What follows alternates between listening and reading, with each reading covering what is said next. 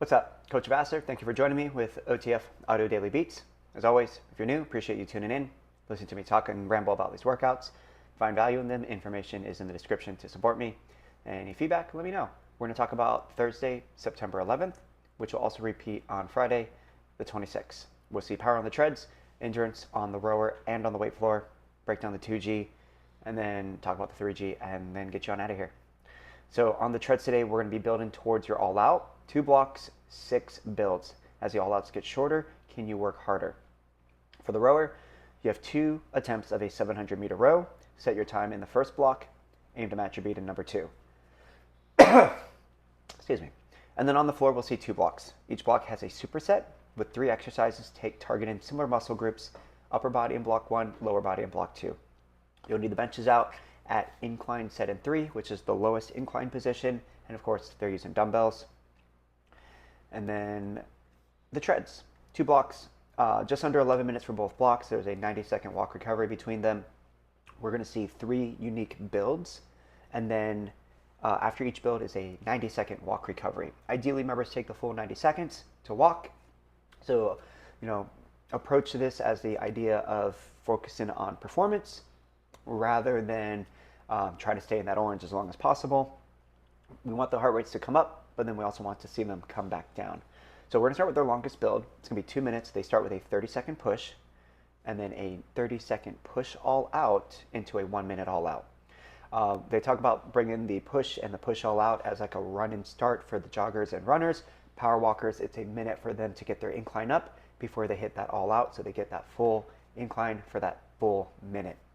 So they'll start 8% or greater power walkers, joggers, and runners. I would keep them between like 1.5 over their base. Bikes and striders start about 3 gears over base, and then when they hit that 30-second push all out, power walkers simply add 1 or 2% to their incline.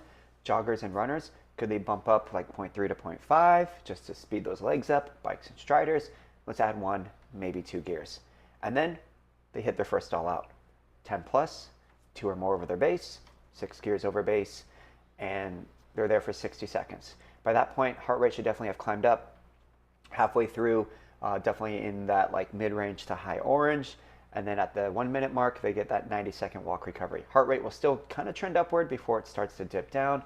And in a perfect world, they walk the entire time and they're back at blue, hopefully. And then they're going to repeat that process, but now the all-outs get shorter. So the same build leading into it, 30 push all outs 45 seconds. Can they add to what they did? Higher on the incline, more on the speed, increase their watts on the bike and strider by either more RPM or more gear, as long as they stay over 60 RPMs. Okay, and then another 90 seconds to walk, and then the final build is 90 seconds as well, 30-second push all out, all out. After that, they have a full 90-second walk recovery, and then they have a bonus 1-minute all out, and then they're done with the block. Personally, what I would try to have members do is, knowing that there is no build-up into it, can they jump right back to that 30-second all-out that they did and hold it for double the duration? For 2 reasons. 1, they just came off a full 90-second walk recovery, and 2, it's just the all-out. There's nothing else before it, so they don't have the extra 30 to 60 seconds of work prior to hitting that all-out. They'll get 90 seconds to walk, get back to base when they're ready, and then we move to block 2. Block 2 is going to be a very similar approach, but the efforts before the all-out are different now. So they're going to start at base for 30, then a 30-second push, and then a 1-minute all-out. And then they'll repeat that process with that 90 walk, base push, 45 all-out, 90-second walk, and then base push, 30-second all-out. 90-second walk, and then 1 more bonus all-out at the very end. Similar approach to the first one. Base, get them moving, push, ramps up into that all-out, and then hit that very uncomfortable all-out. With this being a new block, definitely have members kind of evaluate how they're doing. If they could use the same all-outs from prior, great, build off of it. If they need to adjust, adjust. One thing to keep in mind is after that first build, they technically have like 2 minutes of recovery. They have that 90-second walk and then 30 seconds of active recovery at base before they start tackling into their push. So they should be able to go into each build feeling pretty strong. They still might be somewhat tired. The heart rate response might not drop as low, but they should feel very confident in being able to increase those intensities and take advantage of that walk on the other side. When we look at the weight floor, 2 blocks, they're set up the same way. They begin with a 700-meter row. They choose their own intensity, but the goal is to finish it as quick as possible. And then remember their time and try to match or beat it in block 2. Knowing that they choose their own intensity with a longer row like this, split time is very helpful for them.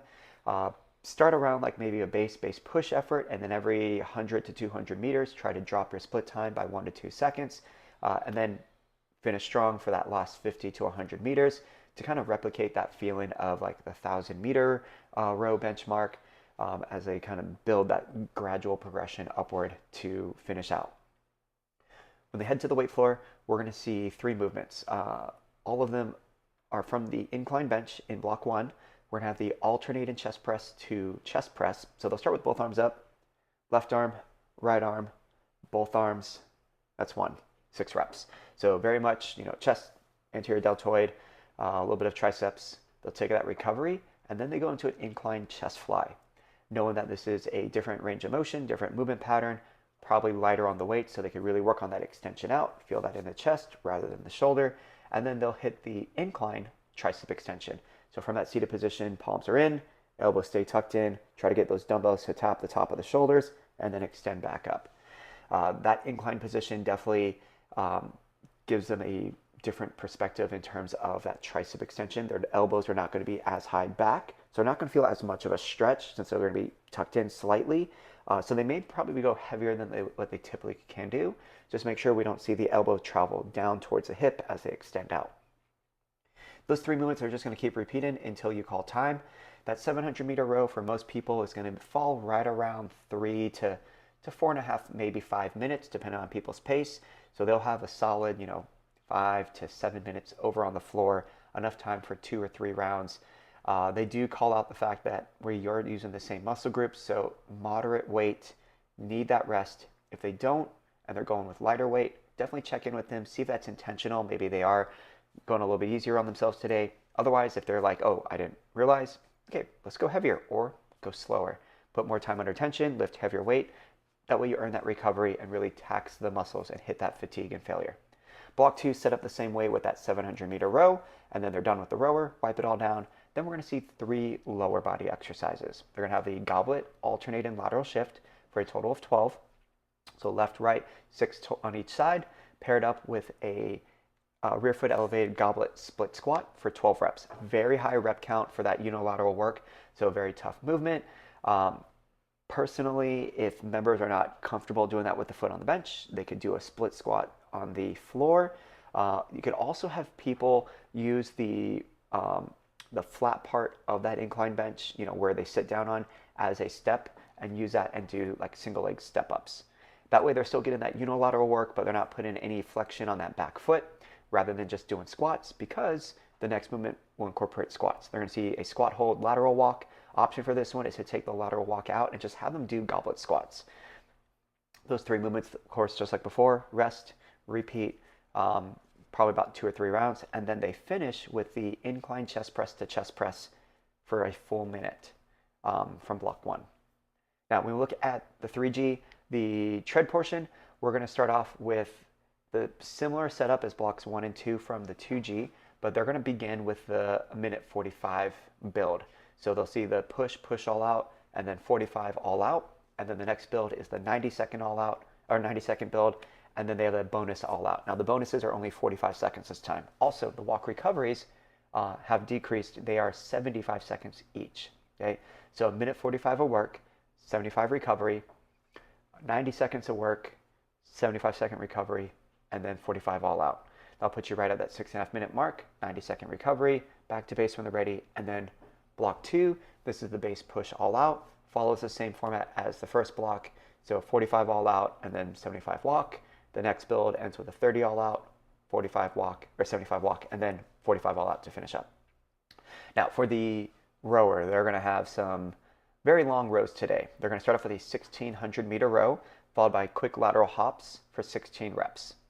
Now, the second row is 800 meters. It's half the distance. Ideally, members finish it in under half the time because we want them to try to increase their row intensity as the distance decreases. So start more conservative, and as they start chipping away, just like in the 2G, could they drop their split time by 1 to 2 seconds every 2 to 300 meters? So they start at base and hopefully they finish at a all-out feeling. After their 800-meter row, they'll have quick lateral hops, they'll rest, and then they go right into the bonus. For the bonus, it's 100 meters, rack and recover all-out effort row until time for the 45-second all-out as the finisher. So that 1,600-meter row, you're looking probably around 6 to 9 minutes or so. And then, of course, for that 800, probably about 3 to 4.5 minutes. So that's going to eat up a big chunk. So right there, that could be easily, about 10 minutes of their time. So they'll only probably get a couple rounds in of that bonus if they make it to it before the all out.